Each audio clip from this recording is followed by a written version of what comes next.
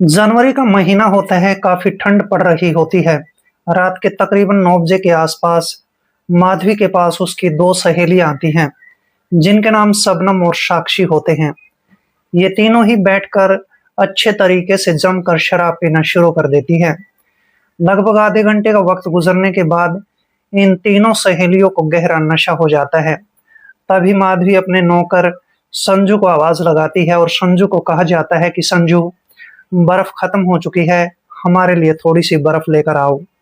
अब जैसे ही माधवी की दोनों सहेलियों की नजर यानी शबनम और साक्षी की नजर संजू नौकर पर पड़ती है, तो संजू को देखकर उनके मन में अजीब ख्याल आने लगते हैं और इस तरह से संजू उनको थोड़ी सी बर्फ देता है और फिर इसके बाद संजू अपना खाना खाकर अपने कमरे में जाकर लेट जाता है। दोस्तों, इसके बाद रात के 10 बजे के आसपास का वक्त होता है। माधवी की दोनों सहेलियां, जिनके नाम शबनम और साक्षी होते हैं, माधवी को कहने लगती हैं कि तुम्हारे पास बहुत ही हैंडसम और नौजवान नौकर है। आज की रात हम तीनों मिलकर इसके साथ रात गुजारने वाले हैं।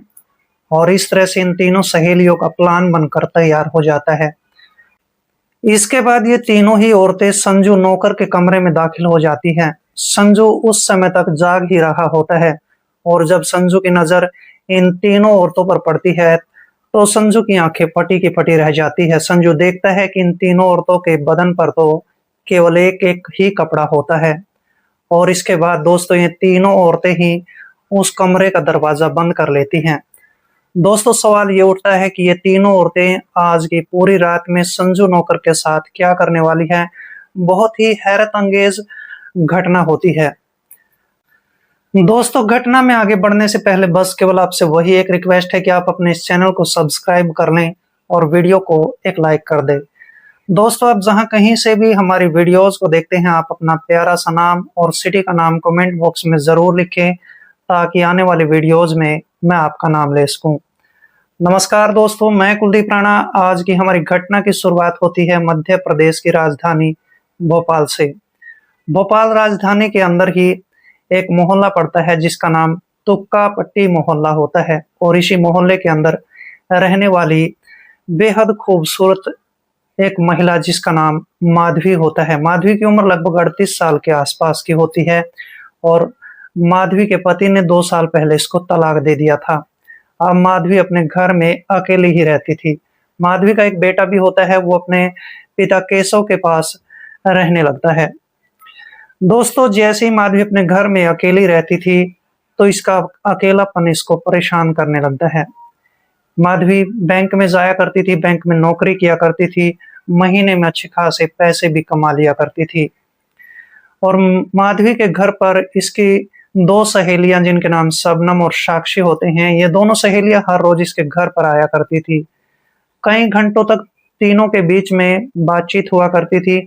तीनों बहुत अच्छी सहेलियां होती हैं। तीनों अपना बहुत कीमती समय इसी घर में गुजारा करती थी। लेकिन पिछले कुछ दिनों से माधवी अब सोचने लगती है कि मुझे किसी जीवन साथी को ढूंढ लेना चाहिए, क्योंकि उसको जब अकेलापन महसूस होने लगता है, उसकी खूबसूरती, उसकी जवानी उससे बर्दाश्त नहीं होती है, तो ये सारे सवाल उसके मन में खड़े होने लगते हैं। रात के समय में माधवी अपने बेड पर लेट तो जाया करती थी, लेकिन करवटें बदल कर ही पूरी रात बिताया करती थी। और इस तरह से फिर माधवी किसी हैंडसम नौजवान लड़के की तलाश करना शुरू कर देती है। एक दिन मैं माधवी जो है अपने बैंक से शाम के 6 बजे के आसपास लौट रही होती है। वह एक ऑटो रिक्शा से आ रही थी। तभी उसकी नजर एक लड़के पर पड़ती है, जो ढाबे पर चाय बेचने का काम किया करता था। वो ढाबे पर नौकरी किया करता था। वो लड़का बहुत ही हैंडसम और नौजवान दिखाई देता था। उस लड़के का नाम संजू होता है। ये माधवी ऑटो रिक्शा से उतरती है और उस ढाबे पर चाय पीने के बहाने चली जाती है। और जैसे वहां पर पहुंचती है, तो संजू से एक कप चाय का मांगती है। संजू इसको एक कप चाय का दे देता है, लेकिन संजू भी कम नहीं होता है। संजू इसकी खूबसूरती, इसकी जवानी को ऊपर से नीचे की तरफ निहारने लगता है। संजू लगातार इसके शरीर की बनावट की तरफ, इसकी खूबसूरती की तरफ देखता रहता है। कभी इसको आगे से देखता है, कभी इसको पीछे से देखता है।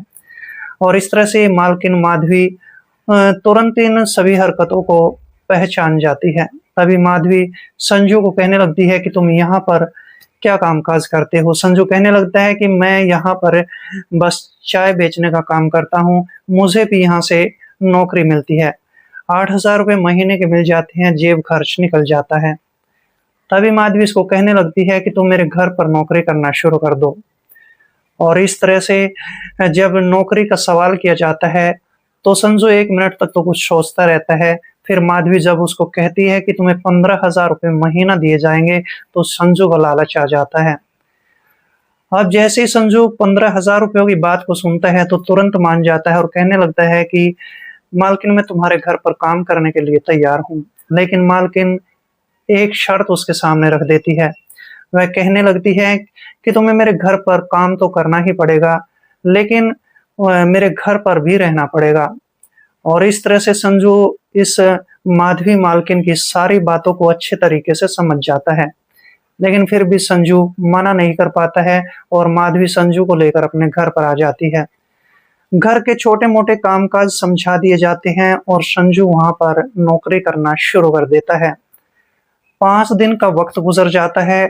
जैसे ही छठी रात आती है तो माधवी अपने बैंक से शाम के 6 बजे के आसपास घर पर आकर अपनी 2 सहेलियों शबनम और साक्षी के पास फोन कॉल करती हैं। दोनों सहेलियों की उम्र भी 36 से 38 साल के बीच की होती हैं। देखने में बड़ी ही खूबसूरत और नौजवान महिलाएं होती हैं। रात के 8 बजे के आसपास ये दोनों सहेलियां शबनम और साक्षी माधवी के घर पर पहुंच जाती है और फिर तीनों बैठकर बातचीत करना शुरू कर देती हैं। जैसे ही बातचीत हो रही होती है तो उसी दौरान माधवी कहने लगती है कि चलो आज तो पार्टी ही कर लेते हैं। उसी दौरान माधवी शराब की बोतल उठाकर लाती है और तीनों बैठकर शराब पीना शुरू कर देती हैं। लगभग आधे घंटे तक तीनों शराब पीती रहती हैं और जब माधवी अपने नौकर संजू को आवाज लगाती है और कहती है कि हमारे लिए बर्फ लेकर आओ, तो संजू नौकर इन तीनों के लिए बर्फ लेकर आता है। उसी समय माधवी की दोनों सहेलियां शबनम और साक्षी की नजर इस संजू नौकर पर पड़ जाती है। संजू को देखने के बाद ये दोनों ही अपने मन में सोचने लगती हैं कि इस माधवी के पास तो इतना हैंडसम नौजवान नौकर है, क्यों ना इसका फायदा उठा लिया जाए। जैसे संजू वहां से चला जाता है तो ये दोनों सहेलियां माधवी को कहने लगती है कि तुम्हारे पास तो इतना हैंडसम नौजवान नौकर है, क्यों ना इसके साथ आज की रात ही गुजार ली जाए। माधवी भी तुरंत मान जाती है। रात के 10 बजे के आसपास का वक्त हो जाता है। तीनों सहेलियां शराब के नशे में टल्ली होकर फिर ये संजू नौकर के कमरे में चली जाती हैं। संजू नौकर उस वक्त तक सोया नहीं था, वह जाग रहा होता है। जब संजू की नजर इन तीनों औरतों पर पड़ती है तो संजू हक्का बक्का रह जाता है। संजू देखता है कि तीनों औरतों के बदन पर केवल 1 या 2 ही कपड़े होते हैं। ये औरतें बिल्कुल निर्वस्त्र होती हैं और ऐसी स्थिति में देखकर संजू घबराने भी लगता है, हैरान भी होने लगता है। इसके बाद तीनों औरतें कहने लगती हैं कि संजू, हम तुम्हें आज की रात जो है मालामाल करने वाले हैं। तुम्हें 15,000 रुपये दिए जाएंगे और इसके लिए हम तीनों के साथ तुम्हें रात गुजारनी पड़ेगी। संजू नौकर मना कर देता है, वह मानने के लिए तैयार नहीं होता है क्योंकि 3-3 जवान औरतें होती हैं, संजू अकेला नौकर होता है। और इस तरह से ये तीनों औरतें उसको कहने लगती हैं कि अगर तुम इस शर्त को नहीं मानते हो तो फिर जेल जाने के लिए तैयार हो जाओ।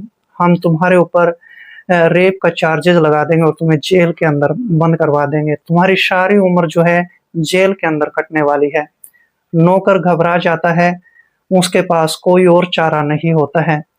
और इस तरह से संजू नौकर तीनों औरतों के साथ रात गुजारने के लिए तैयार हो जाता है। फिर इसके बाद ये तीनों ही औरतें इसके साथ जो है प्राकृतिक और अप्राकृतिक रूप से गलत रिश्ते बनाने लगती हैं। गलत रिश्ते तब तक बनाए जाते हैं जब तक इन तीनों औरतों की संतुष्टि नहीं हो जाती है। आखिरकार जब तीनों औरतें बिल्कुल अच्छे तरीके से संतुष्ट हो जाती हैं तो फिर इस कमरे से बाहर चली जाती है। लेकिन माधवी फिर से इस कमरे में आती है और इस नौकर संजू को कहने लगती है कि हम तीनों ने तुम्हारी एक वीडियो भी बना ली है।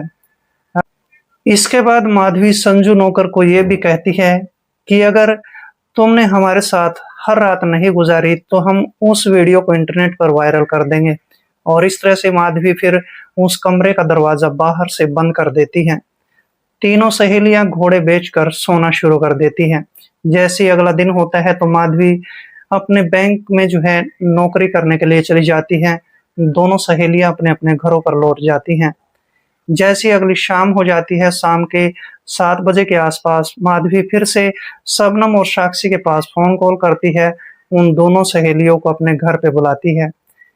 तीनों फिर से जमकर शराब पीती हैं और शराब पीने के बाद जब तीनों को नशा हो जाता है तो फिर इसके बाद उस कमरे का दरवाजा खोल दिया जाता है जिसमें संजू नौकर को रखा जा गया था।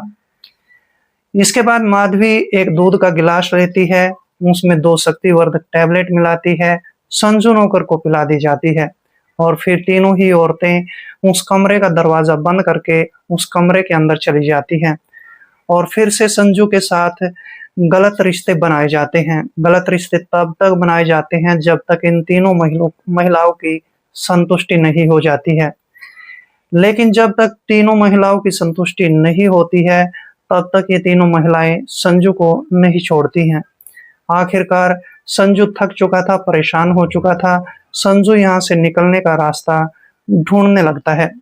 दोस्तों, इसके बाद माधवी यहीं पर नहीं रुकती है। माधवी फिर से अपने किचन में जाती है, दूध का गिलास लेती है, उसमें 2 शक्तिवर्धक टैबलेट फिर से मिलाती है। ये सब करने के बाद संजू को वो दूध फिर से पिला दिया जाता है और इसके बाद तीनों औरतें फिर से उसके साथ उसी काम को करना शुरू कर देती हैं।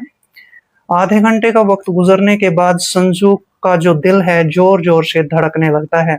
उसको उल्टियां भी होना शुरू हो जाती है और 5 से 6 मिनट का वक्त गुजरने के बाद संजू की तबीयत इतनी ज्यादा खराब हो जाती है कि देखते ही देखते संजू मौके पर ही अपना दम तोड़ देता है। दोस्तों, इस ठंड भरी रात के अंदर ये तीनों ही औरतें जब संजू को ऐसी हालत में देखती हैं तो घबरा जाती हैं, डर जाती हैं।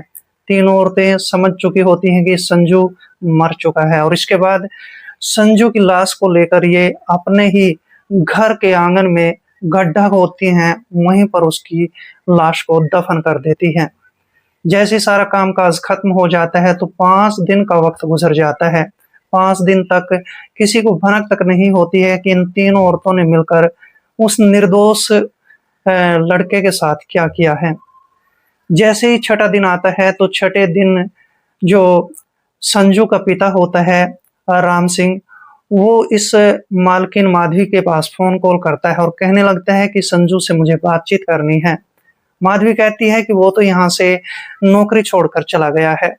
अगले दिन जो संजू का पिता होता है इस माधवी के घर पर पहुंच जाता है और माधवी को कहने लगता है कि मेरा बेटा कहाँ गया है। माधवी वहां पर घबरा जाती है। माधवी फिर से संजू के पिता राम सिंह को कहने लगती है कि वो तो यहाँ से नौकरी जो है छोड़कर चला गया था। राम सिंह को इस मालकिन माधवी पर शक हो जाता है और फिर राम सिंह सीधे ही नजदीकी पुलिस स्टेशन में पहुंच जाता है। वहां पर जो एक दरोगा होता है जगदीश पवार, उससे बातचीत करता है और कहता है कि यहाँ पर एक माधवी नाम की महिला है। मेरा बेटा पिछले महीने से उसके पास कामकाज किया करता था, लेकिन अब वो झूठ बोल रही है कि वो यहाँ से नौकरी छोड़कर चला गया है। जगदीश पवार तुरंत अपनी टीम लेकर माधवी के घर पर पहुंच जाता है। माधवी से सवाल जवाब किए जाते हैं। माधवी घबराते हुए जवाब दे रही होती है। तभी पुलिस दरोगा को उस पर शक हो जाता है और फिर माधवी को जो है पुलिस स्टेशन में लाया जाता है। एक महिला पुलिस ऑफिसर उसकी जब जमकर पिटाई करती है तो माधवी अपनी सारी जुर्म की दास्तान को पुलिस के सामने बयां करने लगती है।